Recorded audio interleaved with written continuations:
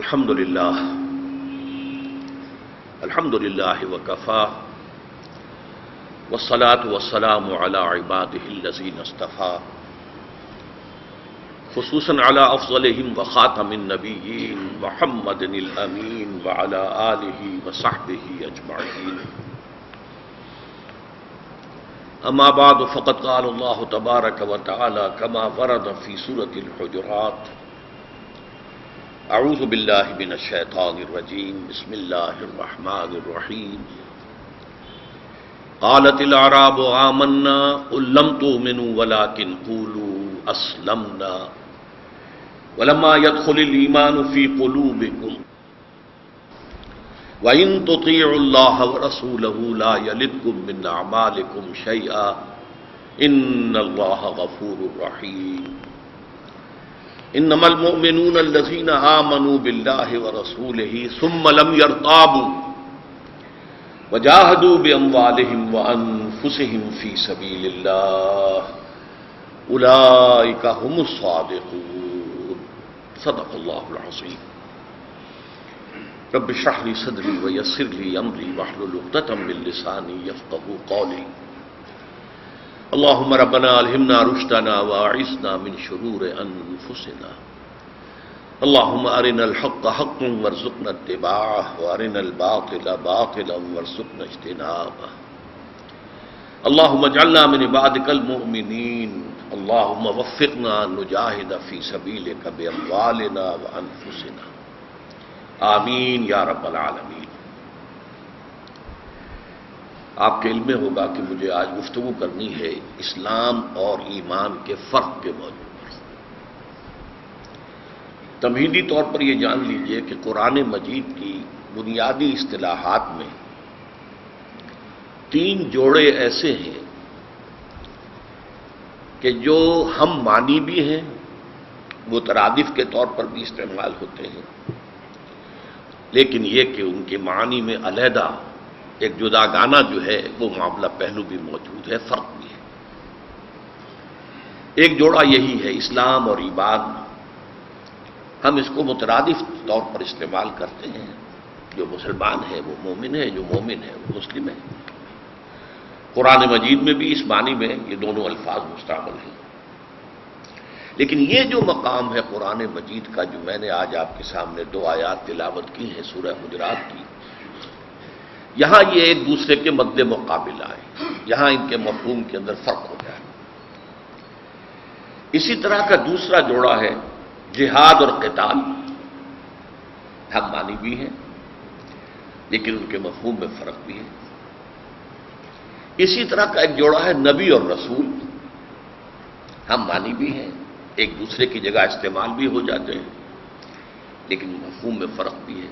اس میں جو علماء کا ایک قاعدہ ہے وہ یہ ہے: اذا اجتمع تفرق واذا تفرق اجتمع.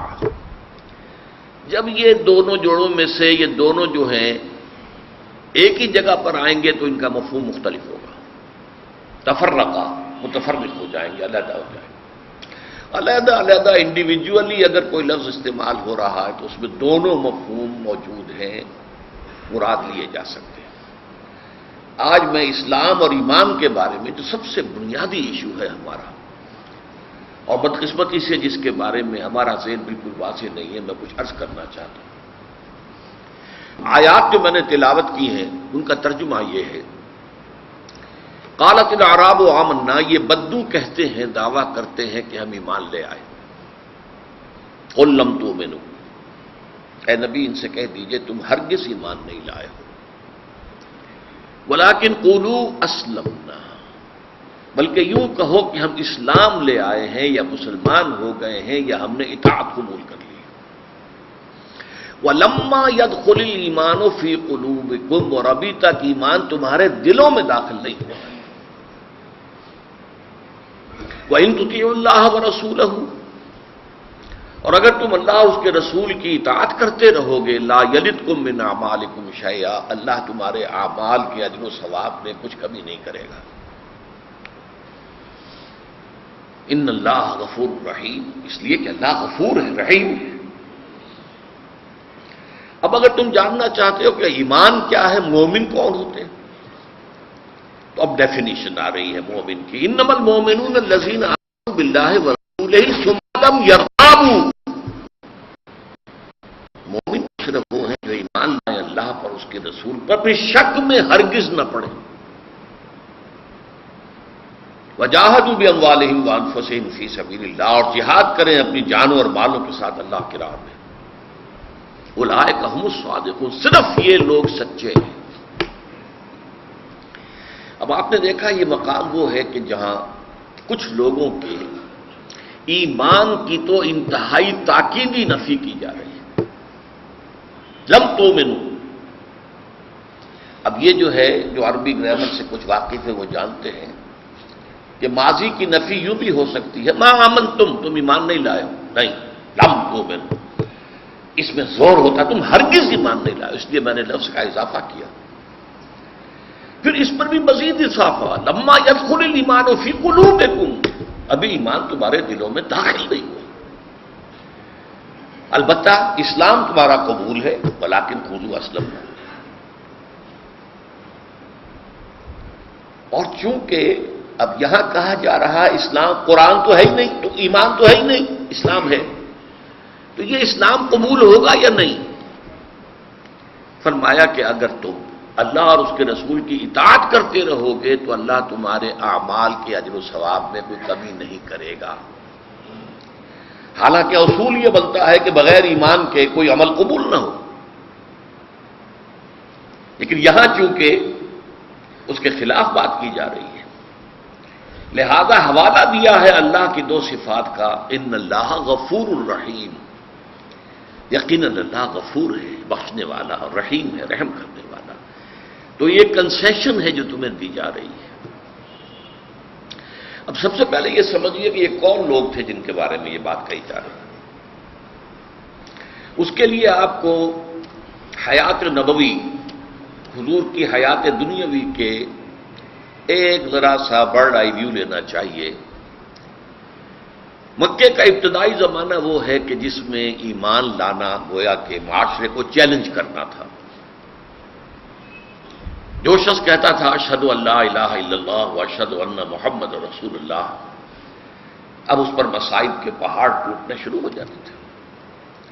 لہذا وہی شخص کہنے کی جرات کرتا تھا اشہد ان لا الہ الا اللہ واشہد ان محمد رسول اللہ، جس کے دل میں ایمان یقین کے درجے میں پیدا ہو چکا ہوتا تھا.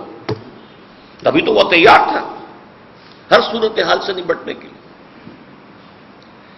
رفتہ رفتہ کچھ مکے کے حالات بھی بدلے، لیکن میں اب دوسری انتہا پر جا رہا ہوں.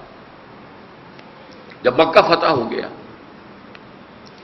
اب تمام عرب کے قبیلوں نے سمجھ لیا کہ جب قریش ہار گئے، ختم ہو گئے، تو اب محمد کا مقابلہ صلی اللہ علیہ وسلم کوئی نہیں کر سکتا. لہذا چلو اسلام لے آؤ.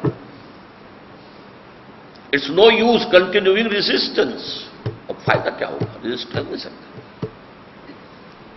لہذا جوق در جوق، قبیلہ در قبیلہ، وفد در وفد آنے شروع ہوئے اور وہ اسلام لے آئے. اسی کا نقشہ کھینچا گیا ہے نا، اذا جاء نصر اللہ والفتح ورأیت الناس يدخلون فی دین اللہ افواجا.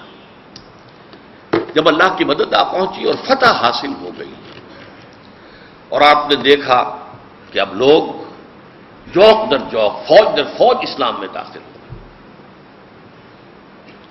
ظاہر بات ہے کہ ابتدا میں ایمان لانے والوں کی کیفیت ایمانی اور یہ اس دور میں ایمان لانے والوں کی کیفیت ایمانی میں زمین و آسمان کا فرق ہے.